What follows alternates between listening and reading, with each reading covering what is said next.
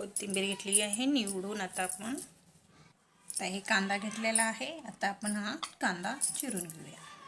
आता आपण हा कांदा चिरून घेतलेला आहे. आता मिरची चिरून घेऊया आपण आता मिरची चिरून घेतलेली आहे, कांदा चिरून घेतलेला आहे. आता ही कोथिंबीर धुवून चिरून घेऊया. चिरून हे नंतर टाकायचं आणि बुडक्याचा भाग आपण फोडणीला टाकायचा, म्हणजे छान चव येते. तर हे आपण पोहे भिजवून घेतलेले आहेत छान असे. आता आपण पोहे बनवणार आहे, त्याच्यासाठी हे पोहे आपण भिजवून घेतलेले आहेत.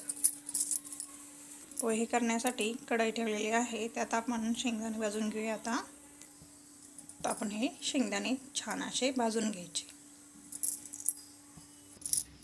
बारीक गॅसवर शेंगदाणे असे छान खरपूस भाजून घ्यायचे. पोहे भिजवून घेतले की असे छान असे सुट्टे झाले पाहिजेत, मग ते पोहे छान मस्त होतात. तर आपण पोहे करण्यासाठी तेल टाकून यात जिरे टाकलेले आहे. तर आपण याच्यामध्ये हळद टाकून घेतली आहे. तर हळद टाकलेली आहे, त्यात आपण कांदा मिरची टाकून घेऊया. तर गरम तेलामध्ये मिरची टाकलेली आहे. छान अशी मिरची परतून झालेली आहे. तर परतलेल्या मिरचीमध्ये आपण हे कांदा टाकलेला आहे. तर कांदा छान असा मस्त भाजून घेऊया. त्याला छान कांदा भाजून झाला, त्याच्यामध्ये आपण मीठ टाकायचं. मग आपण याच्यामध्ये पोहे टाकूया. कांदा भाजलेला आहे, कांद्यामध्ये आपण आता टाकून घेऊया शेंगदाणे आपण भाजून घेतलेले. हे शेंगदाणे आपण भाजून घेतलेले आहेत.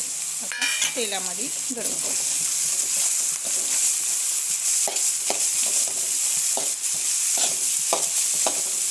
ही सुंदर आपली फोडणी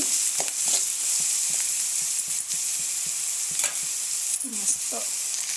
फोडणीमध्ये आपण कोथिंबीरचे दांडे टाकून घेतलेले आहेत, ते मिक्स करूया आपण आता याच्यामध्ये. त्या दांडे आपण मिक्स करून घेतलेले आहेत. तर याच्यामध्ये मीठ टाकून घेऊया. आपण आता मीठ टाकलेलं आहे 1 चमचा, ते पण मिक्स करून घेऊया. तर मीठ आपण मिक्स करून झालेलं आहे. तर पोहे टाकून मिक्स करूया. पोहे छान असे मस्त छान फोडणी आहे. तर पोहे टाकून घेऊया. पोहे आपण टाकलेले आहेत, छान आता मिक्स करून घेऊया. पोहे आपण मिक्स केलेले आहेत. मिक्स केलेल्या पोहेवर आपण कोथिंबीर टाकलेली आहे, ते पण आपण मिक्स करून घेऊया. त्याच्यामध्ये थोडीशी साखर टाकायची, मध्ये टेस्ट लागतात पोहे. आपण ही टाकून घेतलेली आहे साखर. पोहे आपले आवडले तर लाईक करा, शेअर करा, सबस्क्राईब करा. रेसिपी कशी वाटली ते सांगा कमेंटमध्ये. धन्यवाद.